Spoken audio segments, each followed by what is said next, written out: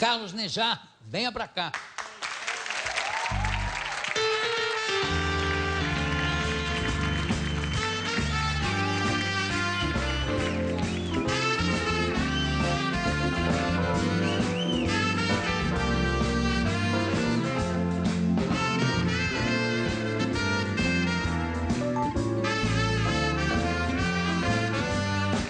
Você sabe que eu estava falando aqui do Fabrício, do seu filho, que além de ter um senso de humor espetacular, escreve muito bem.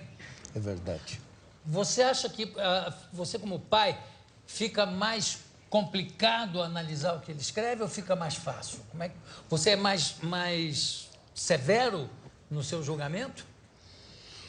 Ô, Jô, em relação ao filho, sempre existe um elemento chamado afeto. É. E o afeto não tem rigor. Bonito. Mas no caso dele nem precisa, porque realmente é um rapaz de um talento... Um talento excepcional. Né? Tá? Eu tenho muito carinho por ele. E um senso de humor maravilhoso. Sempre que ele vem aqui é uma festa. Você está... Aqui está Os Viventes. Que é a terceira edição. Ah. Esse trabalho Editora é um Leia. trabalho de mais de 30 anos que eu vou fazendo paralelamente à minha poesia. E são personagens. É uma espécie de painel de tipos da humanidade. E como é que você... Quer dizer, cada reedição... Vão aumentando. Vai aumentando. Os viventes, Okay. Os viventes. Até que eu acho que é a versão definitiva, eu espero. Ah, mas isso, por enquanto, está longe de ser. Não, eu acho que é mesmo. Essa é mesmo. É mesmo. E os últimos trabalhos, as últimas poesias, são as últimas do livro? Não. Foram inseridas, mas uma mixagem. A última parte são os filósofos. Tá. Cada filósofo, como Kant, Spinoza, Voltaire, cada um deles vai falando a respeito da sua própria vida, da sua experiência. Então, cada um deles tem a sua característica, tem a sua linguagem. E assim eu fui criando, e eles foram me criando também.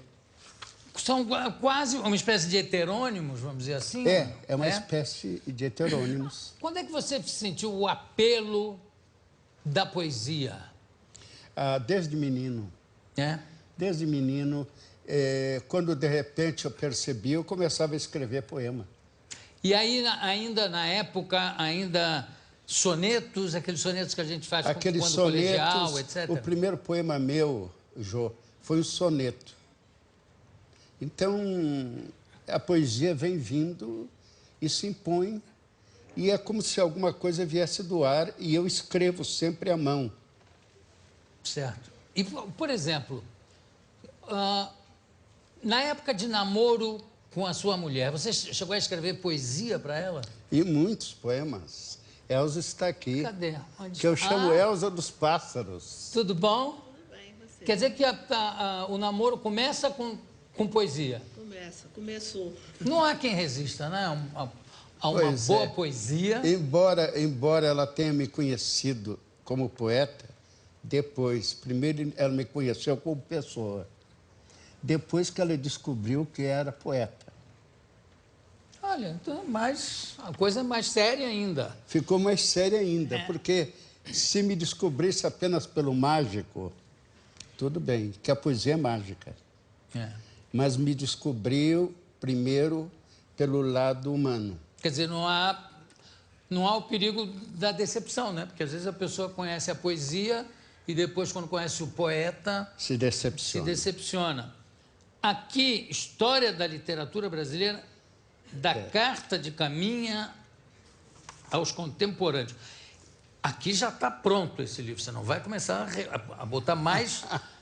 Isso para aonde aqui? O Fabrício já entra aqui? Já foi citado o Fabrício.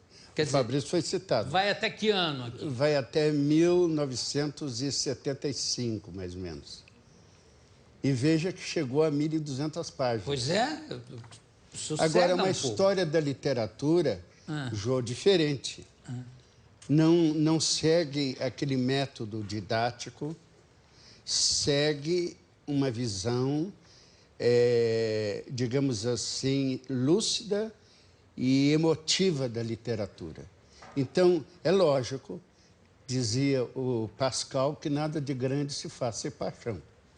Tá certo. Então, isso aí é uma visão amorosa Apaixonada. e apaixonada sobre a nossa literatura, o que não deixa de ter também o seu caráter crítico. Até que ponto o fato de ser uma história sobre a história, você, de repente, puxa a brasa para a sardinha de um ou de outro? Não, o problema é que cada um é colocado dentro da sua singularidade. E eu dividi exatamente a história em individualidades, para que eles sejam os protagonistas dessa história, que são verdadeiramente os protagonistas dessa história. Eu tô vendo... Então, é lógico que não deixa de ser uma antologia pessoal. É a Claro. visão minha da literatura brasileira. Certo. Muitos eu gostaria que aí estivesse. Mas aí estão aqueles que eu acho que são os mais importantes. Você sabe que tem aqui um pouco citado, que é o Ribeiro Couto, que tem uma poesia linda, que é A Menina Gorda. Não sei se você conhece essa poesia dele. Como essa menina é gorda, gorda. É lindo, é lindo. Não, lindo. mas ele não é pouco citado. O João, ele tem um capítulo inteiro. Não digo no seu livro. Eu digo pouco citado Sim, de uma sim. forma geral. Né? Tá Você certo, fala assim, tá Ribeiro certo. Couto não é o primeiro nome de poeta que vem à mente das pessoas. Né? Não é pouco citado no livro. No livro eu estou vendo que está todo aqui. Né? Mas eu acho que isso acontece até com uma certa frequência. De repente você tem um poeta que é seu preferido e que é pouco conhecido, né? E, aliás, é bom porque você se sente até parceiro de quem conhece, né? Há uma cumplicidade entre o conhecimento de certos poetas. Falando nisso, teve aqui, semana passada, um escritor que escreveu uma biografia do Fernando Pessoa. Fernando Pessoa, não é? exatamente. O Cavalcante. Cavalcante. E aí eu vi, para minha surpresa, depois eu vi, numa entrevista com o Ednei Silvestre, ele falando do tamanho do pinto do Fernando Pessoa. Até que ponto isso interessa Não tem interesse biografia? nenhum. Nenhum, não é Não há verdade? interesse nenhum. É um pênis do Fernando Pessoa. É uma visão pessoal dele. É um interesse... Não, é estranho, porque não interessa o que corpo interessa do poeta é a em obra, si, é o que ele o faz, corpo da o que ele poesia, fez. né? E é uma obra genial. Bom, eu acho extraordinário mesmo. Mas não sei por que ele teve essa curiosidade, porque, aliás, o livro dele, diga-se de passagem, é importantíssimo, porque realmente ele tem sacadas incríveis e algumas revelações da maior importância. A que horas você escreve, Carlos? Eu não tenho hora para escrever. Ô, Jô, eu muitas vezes sou escrito. Isso é, eu me levanto de madrugada, ou vem o poema, ou vem o texto, ou alguma singularidade de algum autor me vem e eu vou escrever, antes que desapareça. Não, porque isso some mesmo. Se você não marca... Se eu não apanho, se eu não seguro, some. E a sua mulher gosta dessas levantadas no meio da madrugada? Já está acostumada? Ela se acostumou. Não me importo. Você não dorme com um caderninho ao lado da cabeceira? Não. Você tem que levantar e ir para o... Eu levanto e... Aliás, a madrugada para mim é maravilhosa. Para mim também. Amanhã é que é complicada. Porque eu durmo, então... Mas tem a que madrugada é maravilhosa.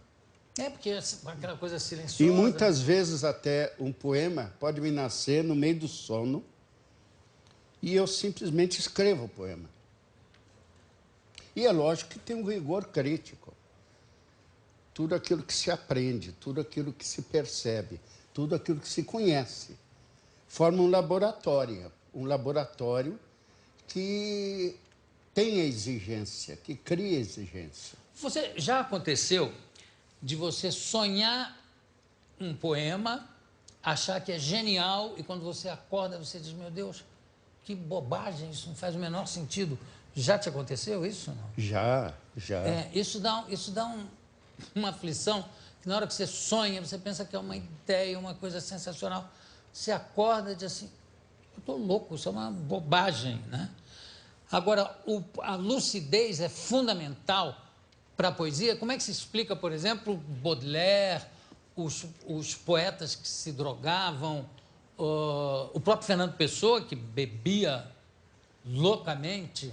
A poesia é uma lucidez enternecida, ou enternecimento da lucidez. Penso que não se pode escrever um poema sem emoção.